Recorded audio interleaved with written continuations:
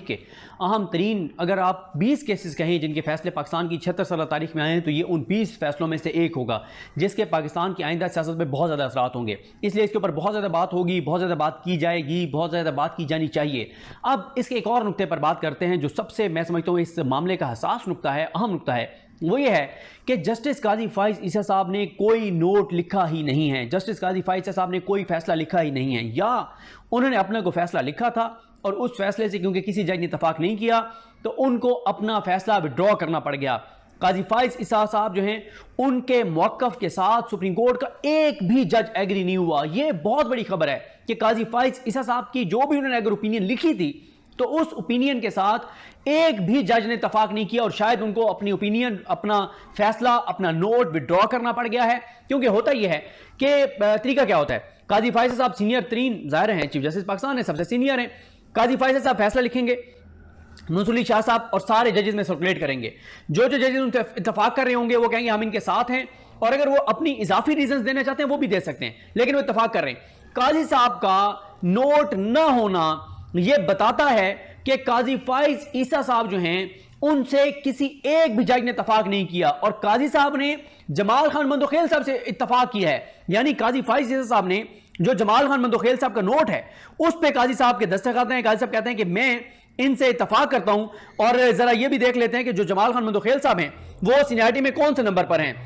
काजी फाइज साहब, मंसूर अली शाह साहब, मुनीब अख्तर साहब, या अफरीदी साहब, मोइनुद्दीन खान साहब, छठे नंबर के जो जज हैं जमाल खान मंदोखेल साहब, उनकी ओपिनियन से काजी साहब ने इत्तफाक किया है। काजी साहब ने इस फैसले में एक भी लफ्ज अपना नहीं लिखा। यह बहुत इंपॉर्टेंट है, यह पिछले 10 माह का पहला फैसला है जिसमें काजी फाइज ईसा साहब ने एक लफ्ज भी नहीं लिखा, एक लफ्ज भी शॉर्ट ऑर्डर में उनकी तरफ से नहीं है। हां,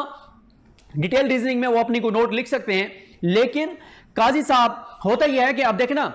मंसूर अली शाह साहब ने लिखा। अच्छा, ये भी मैं आपको बता दूं क्योंकि अब ये ऑर्डर आ गया है, इसमें मैं आपको भी बता देता हूं जरा मंसूर अली शाह साहब वगैरह का देख के। जो ये ना इन जजेस का वो इन्होंने मुश्तरका नोट लिखा है, इन जजेस ने मुश्तरका नोट लिखा है, इसमें नहीं लिखा हुआ कि इनका शॉर्ट ऑर्डर किसने तहरीर किया है। मंसूर अली शाह साहब, मुनीब अख्तर साहब, मोहम्मद अली मजहर साहब, आयशा मलिक साहबा, अतर मिनल्ला साहब, हसन अजहर रिजवी साहब, शाहिद वही साहब और इरफान सादत खान साहब, इन 8 ने इनका ऑर्डर सबके नाम लिखे हुए हैं। अच्छा, लेकिन जो काजी फाइज ईसा साहब हैं जिन पे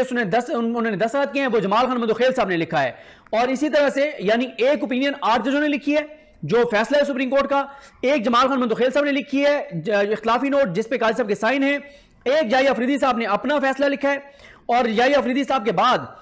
2 जजेस जो हैं उन्होंने अपना लिखा है, जस्टिस मोइनुद्दीन खान और जस्टिस नईम अख्तर अफगान। हैरान कुन तौर पर सबके जो नोट हैं या फैसले हैं वो सब ने लिखे हैं। यानी जो नोट है मोइनुद्दीन खान साहब का और नईम अख्तर अफगान साहब, उन दोनों के नाम लिखे हुए हैं कि इन दोनों ने लिखा है। जो याहिया अफरीदी साहब क्योंकि अकेले थे उन्होंने अकेला लिखा है, 8 के नाम लिखे हुए हैं। लेकिन जो काजी फाइज ईसा साहब ने जिस पे दस्तखत किए हैं उस ऑर्डर को सिर्फ जमाल खान मंदोखेल साहब ने लिखा है। ये बहुत इंपॉर्टेंट है, ये बहुत इंपॉर्टेंट नुकता है कि काजी फाइज ईसा साहब पाकिस्तान की तारीख में मुझे नहीं याद कि कोई चीफ जस्टिस का आपने सुना हो या पढ़ा हो, किसी ने बताया हो, या पिछले 5-6 चीफ जस्टिस को तो हमने खुद कवर किया है कि किसी एक चीफ जस्टिस के साथ आज तक ये नहीं हुआ कि उसके लिखे हुए नोट से किसी एक भी जज ने इत्तफाक ना किया हो और उसको 6 नंबर वाले जज के जाके और उसके नोट पे दस्तखत करने पड़े कि मैं इनसे इत्तफाक करता हूं। काजी साहब का शॉर्ट ऑर्डर में एक लफ्ज भी अपना नहीं है, उन्होंने जमाल खान मंदोखेल साहब से सिर्फ इत्तफाक किया है। यह बहुत बड़ी खबर है। और साथ ही बात कर लेते हैं कि अभी जो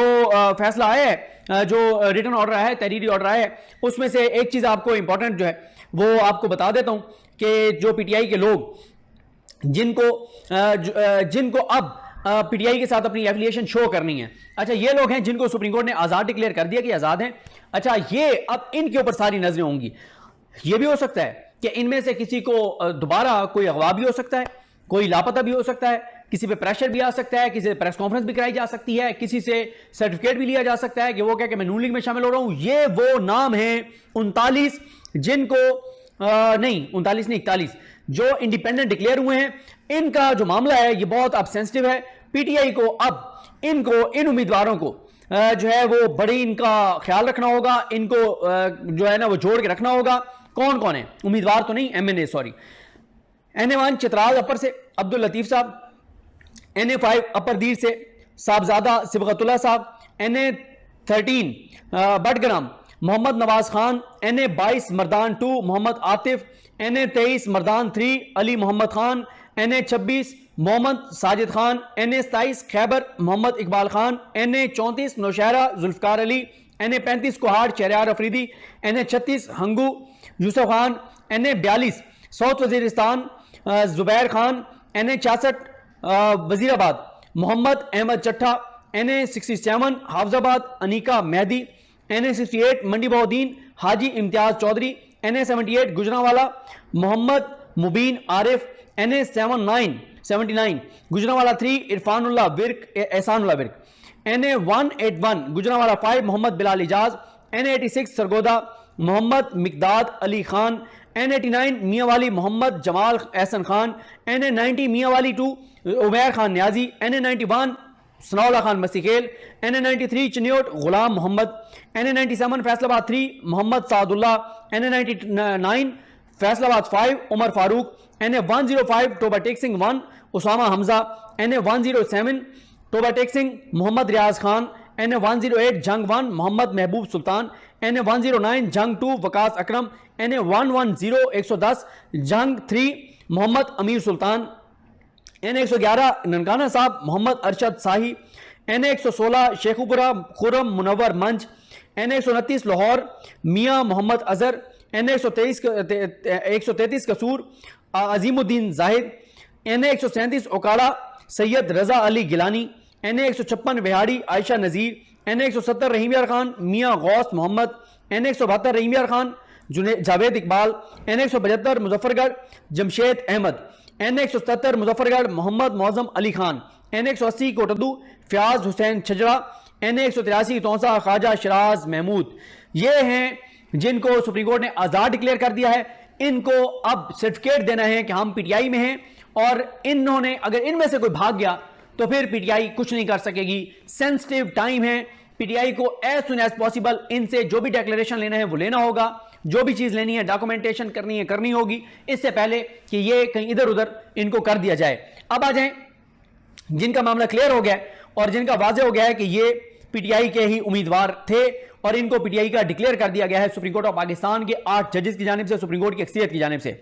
NA2 सवाद अमजद अली खान, NA3 सवाद सलीम रहमान, NA4 सवाद 3 सुहेल सुल्तान, NA6 लोअरदीर मोहम्मद बशीर खान, NA7 लोअरदीर 2 महबूब Shah, NA9 Malakand Junaid Akbar, NA17 Abbottabad Ali Khan Jadoon, NA19 Swabi 1 Asad Qaiser, NA20 Swabi Shahram Khan, NA21 Mardan मुजाहिद अली, NA24 चारसदा अनवर ताज, NA25 चारसदा फजल मोहम्मद खान, NA29 29 पिशावर अरबाब आमिर अयूब, NA30 पिशावर 3 शानदाना गुलजार खान, NA31 पिशावर शेर अली अरबाब, NA32 पिशावर आसिफ खान, NA33 नौशहरा सैयद शाह अहद Ali Shah, NA38 Karak Shahid Ahmad, NA39 Bannu Naseem Ali Shah, NA41 Lakki Marwat Sher Afzal Marwat, NA83 Sargodha Usama Ahmad Mela, NA84 Sargodha 3 Shafqat Abbas, NA95 Faisalabad 1 Ali Afzal Sahi, NA96 Faisalabad 2 Rai Haider Ali Khan, NA100 Faisalabad Nisar Ahmad Jutt, NA101 Faisalabad 7 Rana Atif, NA102 Faisalabad Changez Ahmad Khan, NA103 Faisalabad 9 Mohammad Ali Sarfraz, NA115 Sheikhupura Khurram Shahzad Virk, NA122 Lahore Sardar Mohammad लतीफ़ Khan Khosa, NA143 Sahiwal 3 Rai Hasan Nawaz Khan, NA149 Multan 2 Malik Mohammad Aamir Dogar, NA150 Multan 3 Makhdoom Zain Hussain Qureshi, NA154 Lodhran 1 Rana Mohammad Faraz Noon, NA171 Rahim Khan 3 Mumtaz Mustafa, NA179 Kot Addu 1 Mohammad Shabbir Ali Qureshi, NA181 Layyah 1 अंबर मजीद, NA182 लैया 2 अवैस हैदर जखड़ और NA185 DG Khan 2 Zartaj गुल वजीर। ये हैं जिनको PTI का करार दे दिया गया है। ऊपर मैंने आपको बताया थे 41 नाम जो आज़ाद डिक्लेयर हुए हैं, उनको सर्टिफिकेट देने हैं, उनके ऊपर सख्ती आ सकती है, उनमें से कोई लापता हो सकता है, उनमें से किसी पे दबाव आ सकता है। अब ये PTI का काम है कि कैसे उनको महफूज रखते हैं, कैसे उनसे डॉक्यूमेंट्स लेते हैं और कैसे वो खड़े रहते हैं। इस मौके पे अगर कोई ये बहाना बनाएगा कि मैं लापता हो गया था, मैं अगवा हो गया था, मुझसे लिखवा लिया गया था, तो ये बहाना नहीं चलेगा। आप पूरे पाकिस्तान को पता है कि ये वो 41 नाम है जिनको सर्टिफिकेट देना है, आप सर्टिफिकेट दें और नंबर बंद करें और गायब हो जाएं जब तक वो इलेक्शन कमीशन में जमा नहीं हो जाता और एक्सेप्ट नहीं हो जाता। तो आपको क्या जरूरत है घूमने फिरने की और इस तरह से इधर उधर जाने की? कल को आप बहाना बनाएंगे कि हम अगवा हो गए थे और अगवा बरा बयान, ये बात नहीं चलेगी। वाजे हो गया। और इनको केपीके भेज दें। ये हमारे दोस्त असद चौधरी साहब बैठे हैं, इन्होंने अभी ये लुकमा दिया मुझे, ठीक है केपीके भेज दें, इन सारों को वहां रखें केपीके में, कोई या इधर इस्लामाबाद इन्होंने रहने तो उनको केपी हाउस में रखें।